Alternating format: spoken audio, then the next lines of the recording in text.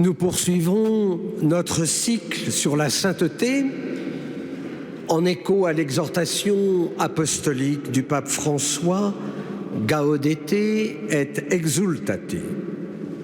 Je vous propose cet après-midi d'emprunter un chemin qui va nous mettre à l'école de Sainte Thérèse d'Avila. N'ayez crainte, ce chemin est accessible, mais il faut persévérer pour arriver à cette union à Dieu qui caractérise la vie de sainteté. Mais qui est Thérèse d'Avila? Tout bon Français connaît la date de la naissance de Thérèse, 1515. Au cœur de la Castille, à Avila, l'année même de l'éclosion de la réforme luthérienne. C'est d'ailleurs le péril luthérien qui a stimulé Thérèse et qui a décidé de sa vocation, sans quoi elle aurait été tentée de chercher dans une vie religieuse facile, au fond le moyen de faire son salut. Ce fut là l'idée génératrice de sa réforme. Quant au motif qui lui fit établir une si stricte observance pour y mener une vie entièrement détachée de tout, elle le dit au début du chemin de la perfection. Je la cite: « Ayant appris vers cette époque de quelles terribles épreuves souffrait la France, les ravages qu'y avaient fait les luthériens, j'éprouvais une peine profonde. Je me déterminais à faire le peu qui dépendait de moi, c'est-à-dire à suivre les conseils évangéliques dans toute la perfection possible et à porter aux mêmes grâces de vie les quelques religieuses de ce monastère. » En effet, devant l'insuffisance complète de toutes les forces humaines pour éteindre l'incendie qui est allumé par les luthériens, Sainte Thérèse conçut le dessein d'amener des amis du Christ à toute cette perfection dont ils pourraient être capables pour venir au secours de celui qui seul peut donner la victoire. Alors, au lieu de partir en guerre contre l'ennemi pour le réduire par les forces humaines, elle se retira avec quelques âmes en une citadelle où, comme elle le dit, on peut mourir, mais être vaincu jamais. Et là, ces femmes s'efforceront, par leur vie de prière et de sacrifice, de travailler à la gloire de Dieu et à l'exaltation de son Église, d'obtenir la force à ceux qui combattent pour lui, le pardon à l'âme et la lumière à ceux qui sont égarés. Vous voyez, la question, elle est théologique. Luther pensait que la grâce nous tombait dessus, car tout vient de Dieu. Sainte Thérèse, elle, sait que toute grâce vient de Dieu, mais elle sait aussi que nous devons coopérer à l'accueil de la grâce, c'est-à-dire à l'ouverture de nos cœurs et le don de notre liberté pour laisser Dieu nous transformer. Mais revenons à son cheminement, parce que je trouve que pour nous, qui sommes de saints pécheurs comme elle, c'est toujours encourageant. Elle vivait dans un climat familial sérieux, religieux et joyeux. C'était une grande lectrice, une femme très joyeuse. Elle avait, il faut le dire, un tempérament de leader.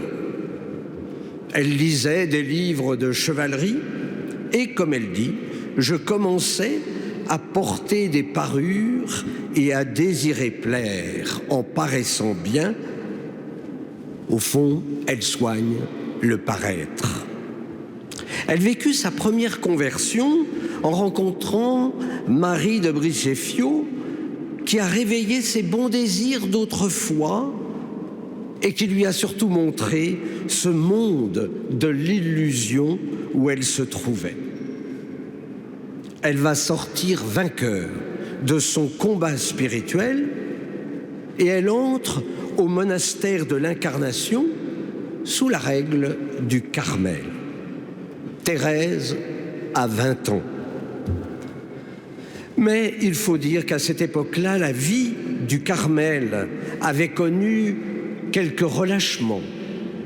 La clôture n'était plus très stricte. On pouvait sortir.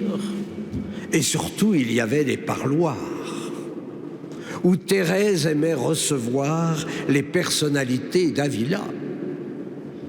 En 1538, c'est-à-dire 3 ans après son entrée au Carmel, elle découvre qu'on peut prier en dehors de l'office. Et c'est là où elle fait l'expérience de l'oraison. Écoutons-la. Le Seigneur commença à m'accorder tant de grâce dans cette voie que je suivais qu'il m'éleva à l'oraison de quiétude, quelquefois même à celle de l'union, qui durait très peu. Je ne sais même si elle durait le temps d'un Ave Maria, mais mon âme en éprouvait des effets si merveilleux que je tenais déjà le monde enchaîné sous les pieds. Mais voilà, ce fut l'épreuve de la maladie. À 25 ans, elle retrouve ses forces après 3 ans de claustration et de semi-paralysie. Elle éprouve de nouveau le bonheur des parloirs où elle reçoit ses amis. Mais elle reçoit plus ses amis qu'elle va à la prière. Elle s'est liée d'amitié en plus avec quelqu'un qu'elle tente de séduire. Mais au cours d'une conversation avec cet homme, qui devait être charmant, le Seigneur se montre à elle. Jésus-Christ se fit voir à moi le visage sévère, en témoignant par là combien il était mécontent de ma conduite. Et cette vision se grave dans sa mémoire. Mais Thérèse continue quand même de recevoir. Elle se perd dans ses mondanités rutilantes. Puis elle va au chevet de son père qui est très malade. Et Thérèse a pris la résolution de s'amender et de ne se consacrer qu'à Dieu. Et après le décès de son père, de retour au monastère, elle ne s'amende pas. Elle s'arrange avec sa conscience pour se donner bonne conscience. Mais tout reste, vous savez, en surface. Elle est au parloir. Elle a du mal à quitter le parloir. Elle y tient salon. Elle aime même commenter l'actualité et elle se passionne pour la rumeur du monde. Comme elle le dit, d'un côté, Dieu m'appelait et de l'autre, je suivais le monde. Je trouvais beaucoup de joie dans les choses de Dieu, mais celle du monde me tenait captive. On voit bien son combat spirituel, cette tension entre la chair et l'esprit. Le parloir du Carmel est devenu le salon d'Avila où on vient écouter Thérèse. Sainte Thérèse, c'est Chimène au Carmel, note André Suarez. Elle est grande dame, elle tient salon, elle est bavarde, brillante, subtile, recherchée, précieuse même. Les années passent et son esprit est ailleurs. Or, nous le savons, Pour la vie de prière, on n'entre jamais en son cœur si nous ne sortons pas de nous-mêmes. Son cœur, il est envahi. Il est envahi par tous ses parloirs et Dieu n'a plus de place. Mais elle ne renonce pas à prier, même si elle est plus attentive au son de l'horloge qui marque la fin de l'oraison qu'à de pieuses considérations. 20 ans de sa vie à être tiraillée ainsi entre ce désir d'être unie à Dieu et les mondanités frivoles. Et il a fallu la rencontre avec le Christ souffrant pour enfin poser un acte de conversion. Un jour, comme j'entrais dans l'oratoire, j'ai aperçu une statue. C'était un Christ, tout couvert de plaies. Je me jetais auprès de mon Sauveur en versant un torrent de larmes et le suppliais de me donner en cet instant la force de ne plus l'offenser. Tout soudain, sans qu'elle s'y soit attendue, en un regard posé par hasard sur une statue qui était abandonnée là, la connaissance intime de cette présence s'impose. Il faut si peu de choses pour une conversion. Un regard sur une statue, un regard comme il y en a tant dans l'Évangile. Alors Thérèse, bouleversée, s'est déprise du monde. Elle se donne totalement à son Seigneur. Et elle coupe court aux amitiés du parloir. Souvent, dans le jardin du Carmel, elle lit les confessions d'Augustin. Elle se retrouve dans l'histoire de ce grand saint. Et en ce jour de carême 1554, Thérèse de Jésus a inauguré sa vie de mystique. Cette représentation de l'humanité du Christ va marquer toute sa spiritualité. Cette humanité, elle offre un possible d'union, de communion, une unité d'amour. Elle écrit: pendant que je me tenais en esprit auprès de Jésus-Christ, ou bien au milieu d'une lecture, j'étais saisi soudain d'un vif sentiment de la présence de Dieu. Je ne pouvais alors aucunement douter qu'il ne soit en moi ou que je ne sois moi-même tout abîmé en lui. Elle connaît alors de nombreux phénomènes mystiques, des ravissements, des extases qui rendent jalouses d'ailleurs quelques sœurs. Mais ça, la jalousie, c'est dans toute communauté. Pardon mes sœurs. 5 années dans un climat inquisiteur ne refroidissait pas sa vie mystique, bien au contraire. Mais les mystiques, comme chacun d'entre nous, sont aussi attaqués par le diable. Thérèse est-elle victime du démon? N'y a-t-il pas comme un orgueil démoniaque? À la chapelle, dans l'oratoire, dans sa cellule où elle geint et crie si fort qu'une moniale se précipite pour lui porter secours. Elle a peur du diable. Elle est malade d'angoisse. Elle est mise naturellement de côté par ses sœurs, peu aidée par les prêtres qui avaient du mal quand même à comprendre Thérèse. Mais comment voulez-vous diriger spirituellement la grande Thérèse? Elle lit alors les écrits des mystiques. Mois après mois, à force d'humilité et d'obéissance, elle se défait des esprits chagrins. Les plus hautes sommités théologiques, Pierre d'Alcantara et François Borgia, reconnaissent enfin que Dieu la comble de ses faveurs. Dans ses traités mystiques, notamment le château intérieur et le chemin de la perfection, elle confie qu'elle a gagné, grâce à toutes ces épreuves, une liberté d'esprit. La vie divine s'épanouit en elle et c'est ainsi qu'elle porte sur le monde un regard joyeux, souvent même amusé. Thérèse a 45 ans et elle jouit alors, elle vit la jouissance de la transverbération.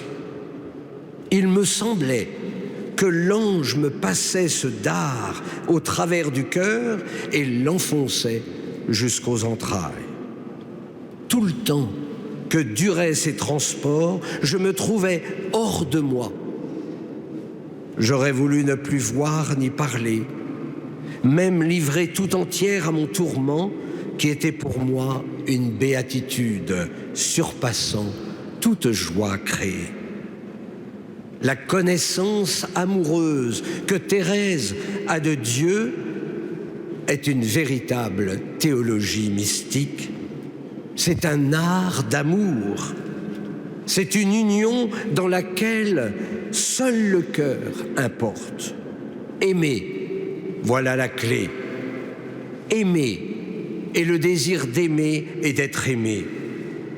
Toute la tension de l'âme est dans cette recherche.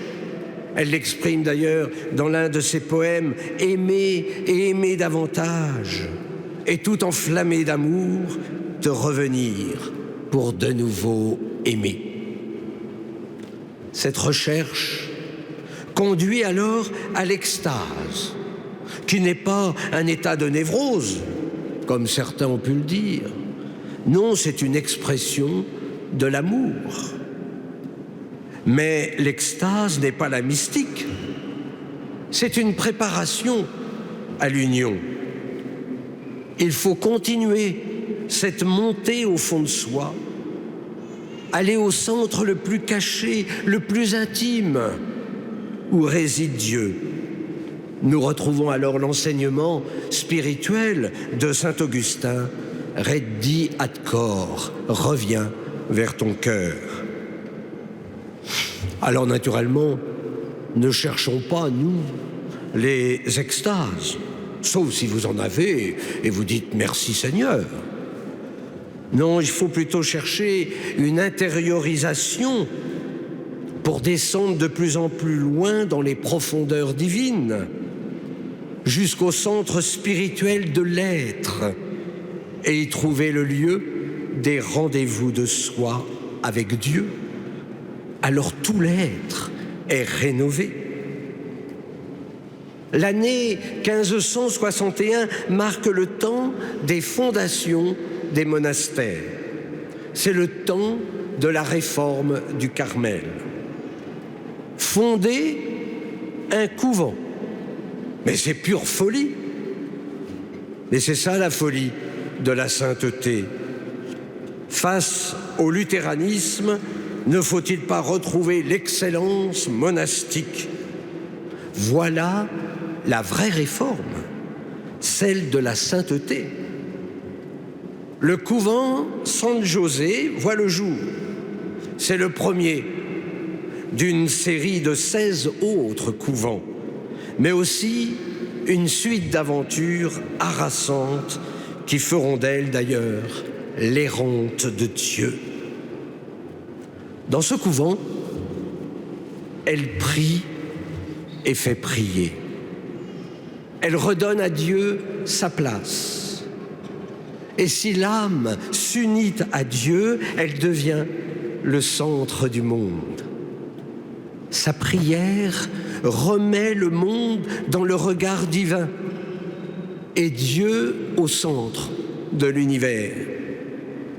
Thérèse, là, vit 5 années de bonheur.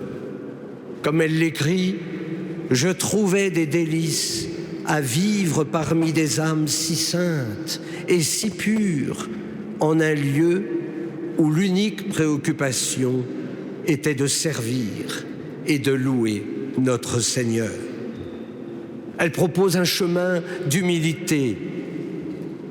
Quelle souveraineté que celle d'une âme qui, portée à cette hauteur par Dieu lui-même, considère toute chose sans être enchaînée par amour. Quelle liberté spirituelle! Elle se désole du précieux temps perdu dans les heures stériles des mondanités et du faux cérémonial. Se déprendre de tout pour se donner seulement à tout. Telle est la règle. Cette pauvreté qui mène au détachement intérieur, même aussi à cette liberté d'esprit. C'est la seule voie pour parvenir à cet abandon total à Dieu. Thérèse demande alors à ses filles un amour mutuel, une amitié en Dieu. Elle exige le silence rigoureux, la stricte clôture et l'oraison. En revanche, pour nourrir l'amitié, elle prévoit 1 heure de récréation. Elle interdit naturellement les embrassades et elle interdit les miroirs. Thérèse se connaît. Il faut abandonner son ego. Il faut se détacher et ce détachement ne s'obtient que dans l'obéissance. En tout cas, c'est dans ce monastère qu'elle connaît ses premières lévitations. Écoutons-la. Mon âme était emportée et presque toujours ma tête suivait ce mouvement sans que je puisse la retenir. Quelquefois même, rarement pourtant, mon corps aussi était emporté au point de se trouver élevé de terre. Un jour, il faut que les novices s'assoient sur elle pour empêcher qu'elle ne se lève. Je ne sais pas si ça vous arrive, quand vous faites oraison, si vous vous soulevez de la moquette, mais c'est une grâce. En tout cas, Thérèse parle à ses sœurs comme un général à ses troupes. Qui peut songer à dormir quand l'ennemi menace? Vous aurez toute la mort pour vous reposer. Les moniales sont les porte-étendards brandis dans les batailles. Pendant cette période, Thérèse écrit le livre de la vie et le chemin de la perfection que lui ont demandé les moniales. Elle composera aussi son joyau, un précis doctrinal, son château intérieur qui la tient tout entière. À 52 ans, Thérèse veut fonder des monastères. Elle ne fait qu'obéir à l'Église, qui lui demande de réformer le Carmel, en fondant même des monastères pour les hommes. Et grâce au récit des fondations, on la voit vaincre les obstacles et chaque année fonder une nouvelle maison. Comme vous pouvez l'imaginer, elle ne se fait pas que des amis. Elle parcourt 7 à 8 000 kilomètres pour aller de monastère en monastère. Je vous conseille quand même d'aller à Avila et de voir son monastère. C'est un lieu de grâce. À Medina del Campo, elle rencontre le jeune carme Saint Jean de la Croix qui brûle de vivre en prière incessante et dans la contemplation. À Thérèse est conquise. Cette rencontre va être déterminante pour la réforme thérésienne. Jean sera à la fois le disciple, mais aussi le père spirituel de Thérèse. Elle sera sa mère maternelle et son guide de perfection. Pour eux deux, la connaissance du divin passe par l'amour. Chacun cherche la possession de Dieu et non son anéantissement en lui. Comme l'écrit Thérèse, et vous connaissez naturellement ces vers, que rien ne te trouble, que rien ne t'épouvante, tout passe. Dieu ne change pas. La patience tout obtient. Qui possède Dieu, rien ne lui manque. Dieu seul suffit. Mais sa tâche de réformatrice, elle sera assombrie par des différends avec les autorités de son ordre. Elle sera obligée alors de retourner au monastère de l'Incarnation comme prieure. Heureusement, en 1582, elle part fonder le monastère de Burgos. Mais elle connaît aussi l'opposition de ses propres filles.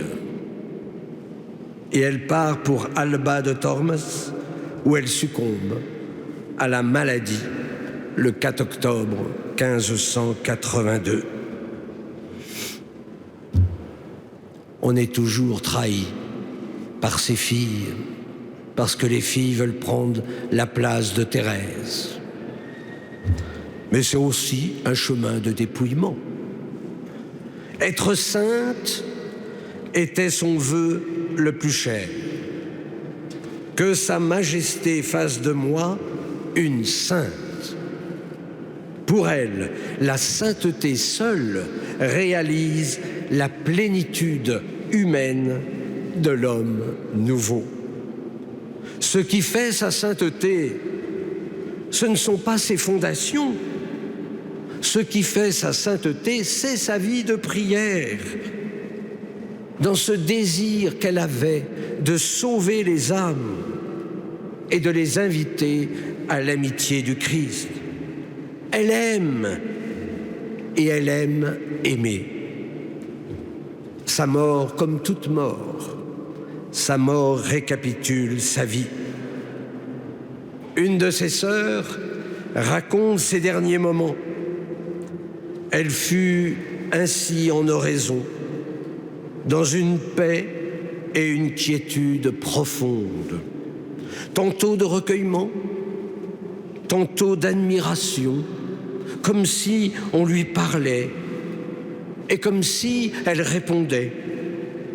Tout cela avec une grande sérénité, avec de merveilleux changements d'expression, de flamme et d'illumination.